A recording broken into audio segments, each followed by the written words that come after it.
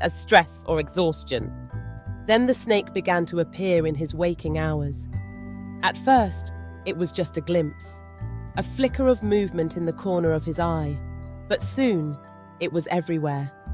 It slithered across the floor of his office, draped itself over the shoulders of his guests, and even appeared in the reflection of his bathroom mirror.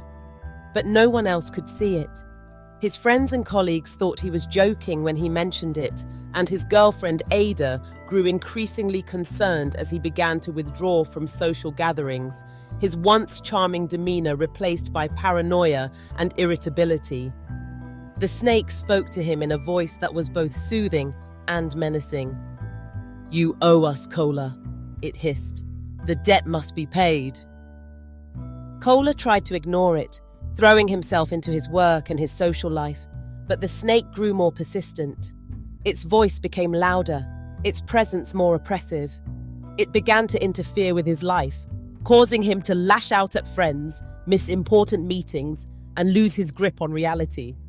His once thriving business began to crumble, and his lavish lifestyle slipped through his fingers like sand. One night, as Kola sat alone in his mansion, the snake appeared before him, larger than ever. Its eyes bore into his soul, and its voice echoed in his mind.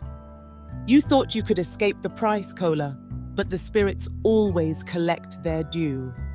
Terrified, Kola returned to the Babalawo, begging for help. The old man's compound was unchanged, but the Babalawo himself seemed older, more fragile.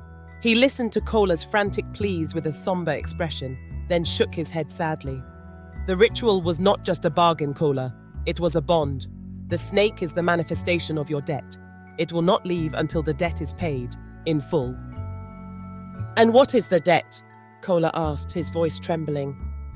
The Babalawo looked at him with pity. "Your soul." Kola's world collapsed.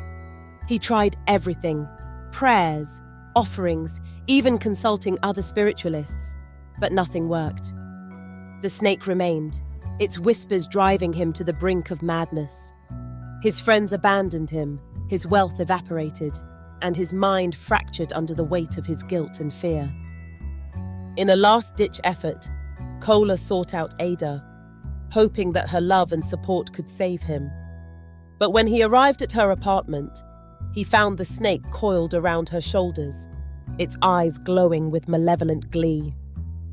Ada, oblivious to its presence, greeted him with concern, but Kola could only stare in horror as the snake hissed, "She is part of the debt too."